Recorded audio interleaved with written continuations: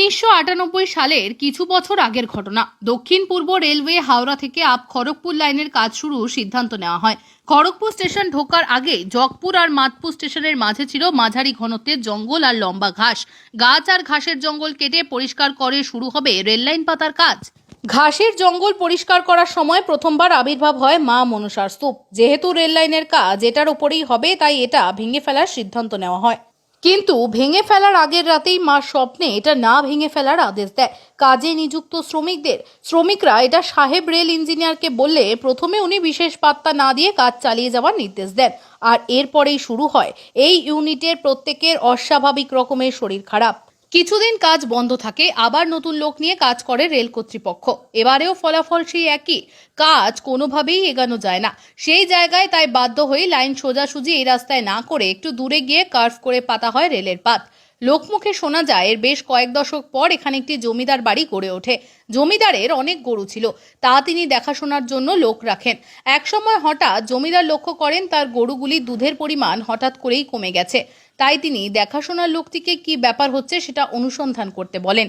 জমিদারের নির্দেশ মতো লোকটি খুঁজে বার করেন যে জঙ্গলের একটি বিশেষ জায়গায় জমিদারের গরুগুলো যায় এবং সেখানে একাধিক সাপ গরুর দুধের বোটা থেকে দুধ চুষে খাচ্ছে, আর এখানে স্তূপের মতো কিছু একটা বিরাজ করছে। এরপর এই খবর গিয়ে পৌঁছায় জমিদারের কাছে। জমিদার নিজে এসে পুরো ব্যাপারটা দেখেন। তারপর এক রাতে জমিদার স্বপ্নদেশ পায় যে উনি মা মনসা দেবী, তাকে যেন পূজিত করা হয়।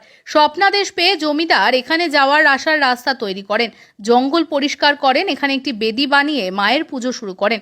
কিন্তু বিপত্তি বাধে মন্দির তৈরি করতে গিয়ে। চারিদিক ঘেরার পর যখন ওপরের অংশ ঘেরা শুরু হয়, বিনা মেঘে হঠাৎ বজ্রপাত হয়ে মৃত্যু হয় মিস্ত্রিদের। সেই জন্য বর্তমান সময়ে ওই মন্দিরের ছাদ বলে কিছু নেই, ওপরের অংশ একদম ফাঁকা। মন্দির কর্তৃপক্ষ যখনই ছাদ করতে যায় নেমে আসে বিপর্যয়। অলৌকিকভাবে বাজ পড়ে মৃত্যুর খবর ছড়িয়ে পড়লে মা মনসা দেবীর জনপ্রিয়তা বাড়তে থাকে। আস্তে আস্তে জনসমাগম বাড়ে, চলতে থাকে মা মনসার পুজো। লোকমুখে ছড়িয়ে পড়ে এখানের মা মনসা দেবীর মাহাত্ম্য। দূর দূরান্ত থেকেও শুরু হয় মানুষের আগমন। হাওড়া থেকে আপ খড়গপুর আসার পথে মাদকপুর জগপুর স্টেশনের মাঝেই রেললাইনের পাশেই চোখে পড়ে মন্দিরটি। ট্রেন থেকেই মায়ের উদ্দেশ্যে করা কোনো মনস্কামনা পূরণ হওয়ায় অনেকেই অর্থ দান করে। বর্তমানে মন্দিরে জনসমাগম হয় খুব বেশি। শুধু জেলার মানুষ নয়, বিভিন্ন জেলার দূর দূরান্ত থেকে ছুটে আসে মানুষ। নিত্য পূজিত হলেও বিশেষ করে শনি ও মঙ্গলবার ভিড় হয় এই মন্দিরে।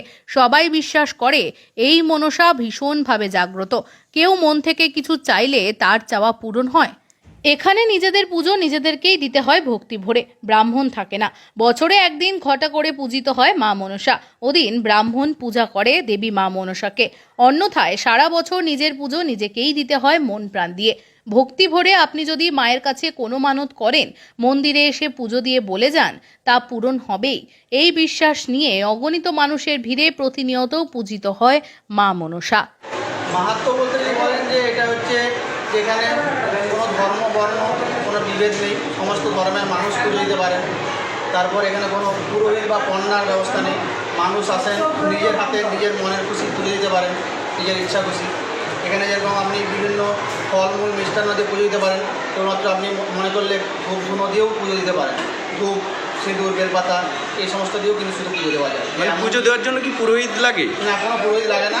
আপনি যেরকম বাড়িতে নিত্য পুজো করেন ঠিক সেরকম আপনি প্রতিদিন আপনার নিজের হাতে আপনি নিজের মনের মতো করে পুজো দিতে পারেন। কতদিন ধরে এই পুজো চলছে? তো আনুমানিক কয়েকশো বছর, নির্দিষ্ট কোনো বলা যাবে না, কেন কয়েক প্রজন্ম ধরে তো চলছে।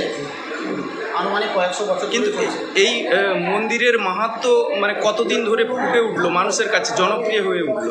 যেমন যদি আমরা দেখি যে এই যে জাঁকজমক যেটা, এইটা প্রায় 100 বছর পেরিয়ে গেল। জাঁকজমকটা এটা পুজোর উৎপত্তি অনেক আগে, কিন্তু আমাদের জাঁকজমক, এই মানুষের এত ভিড়, এত সমাগম, এত মেলা, এটা 100 বছরের গায়ে। কোন সময় মেলা হয়? হ্যাঁ, মেলাটা কোন সময় হয়? মেলাটা হয় আপনার হচ্ছে প্রতি চৈত্র মাসের তৃতীয় মঙ্গলবার। তৃতীয় মঙ্গলবার মহামেলাটা অনুষ্ঠিত হয়। প্রতিদিন কত পুণ্যার্থীরা ভিড় জমায়? হ্যাঁ, কয়েক হাজার মানুষ হয়, বেশ কয়েক হাজার মানুষই হয়। আনুমানিক হচ্ছে তো মানে ধরুন যেরকম যখন যেরকম হয়, চাষের সময় একটু যেরকম কম হয়, অন্যান্য সময় প্রচুর পরিমাণে মানুষ আসেন। দেখতেই পাচ্ছেন এখনও এসছে, আজকেও এসছে বহু মানুষ। প্রতিদিনই এরকম ভিড় হয়? না, প্রত্যেক শনি মঙ্গলবারে ভিড়টা হয়, আর প্রতিদিন কয়েকশো মানুষ আসেন প্রতিদিন। আমাদের মন্দির 24 ঘন্টায় খোলা থাকে। মূলত কিছু অলৌকিক কাহিনী শোনা গিয়েছে, আপনারা কতটা জানেন এই অলৌকিক কাহিনী? অলৌকিক কাহিনী বলতে যেটা আমাদের যতটুকু জানা আছে যে এখানে আগে একটা জঙ্গল ছিল, ঠিক আছে, যে সেই জঙ্গলে আমাদের যে আগে যে আমাদের যে জমিদার বংশ যজ্ঞেশ্বর রায়, সেই রায়ত যে জমিদার বংশ, তাদের স্বপ্নাদেশের মাধ্যমে এই জঙ্গলের মধ্যেই আগে গরু চড়াতে এসত। আমাদের যে পূজক ছিল, সেই পূজককে হচ্ছে স্বপ্নাদেশ দেয়। স্বপ্নাদেশের মাধ্যমে প্রথমে একটা বেল গাছের গোড়াতেই পুজো হয়। আস্তে আস্তে সেই পুজো আগে মানুষের বিশ্বাস বলুন, মানুষের উপকারিতা, সেই জন্য থেকে আজকে এই জায়গায় এসেছে। মানুষের মুখে শোনা গিয়েছে এখানে যে যা মনস্কামনা নিয়ে আসে তাই পূরণ হয়, আপনারা কতটা মনে করেন? দেখুন, মনে করে বলতে মানুষই বলে যায়, যেমন আমিও এখানে অনেকদিন ধরে তো আছি, অফিসও পরিচালনা করেছি। মানুষ এসেছে যে আমার এটা হারিয়ে গেছে, বাচ্চা খুঁজে পাওয়া যাচ্ছে না, বা গরু হারিয়ে গেছে বা অমুক হারিয়ে গেছে, হচ্ছে বিভিন্ন অসুবিধার কথা জিজ্ঞেস করতে চাই যে আমরা কীভাবে মানসিকই করবো। যে পুজো দিয়ে যাওয়ার পর দেখেছি যে 15 দিন কেউ 1 মাস পরে আবার পুজো দিয়ে এসে বলে দাদা আমার এগুলো সফল হয়েছে, আমার বাচ্চা ফিরে এসেছে, বা আমার যে গবাদি পশু বা কিছু হারিয়ে গেছিলো সেগুলো ফিরে এসেছে। এটাই আমরা নিজেরা দেখেছি। আপনার এমন হয়েছে যে অসুস্থ মানুষ এখানে মন্দিরে আমাদের সামনে হয়তো লাঠি ধরে হাঁটতো, উঠে দাঁড়াতে পারতো না, সেই মানুষকেও সুস্থ হতে নিজের চোখে